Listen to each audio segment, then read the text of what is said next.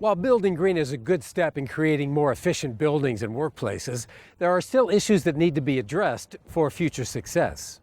Are there back of house financial benefits to LEED certification?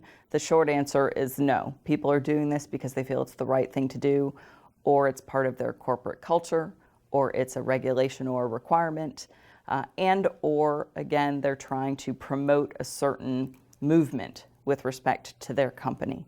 But from a standpoint of pure financial benefits, tax incentives, there really are minimal tax incentives out there. In our part of the country right now, there's not a premium that you can get for green buildings. So that's coming. We're seeing movement in that direction, but it's not something that's happening in the Southeast yet. While Florida ranks as the third most populated state in the U.S., it hasn't yet made the U.S. Green Building Council's top 10 list for green building per capita.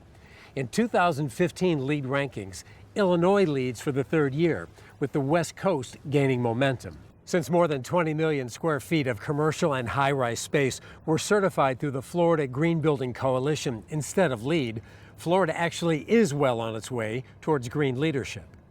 Southwest Florida currently lags behind compared to green building trends in other metro markets in the Sunshine State. I would say that one of the challenges is there's a difference between real sustainability and perception of sustainability. Most sustainability features in a building are passive. You don't see them. It's how efficient your mechanical system is. It's the type of lighting that you have.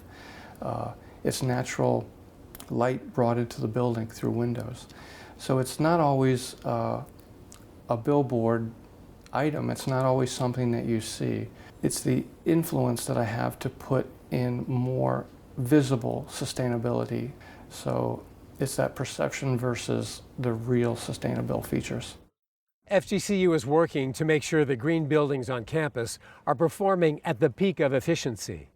Us as a university currently are working with some consultants on some benchmarking.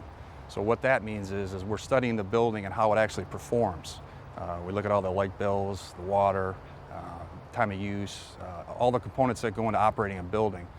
And what we're doing with that is we're charting that and see where that actually sets up with other lab facilities and see where do we rank. I mean, does this building actually perform or not? In the case of our building, we'll find out, and if it doesn't, then we'll tweak it. We'll see what we can do to make the changes to make it a better performing building. We have to look for new ways to become even more efficient. So that's always a challenge, is evolving with the times, evolving with the technology, and continuing to incorporate those into the buildings. You always strive to be better, and we're always pushed to do so, and that's a good thing.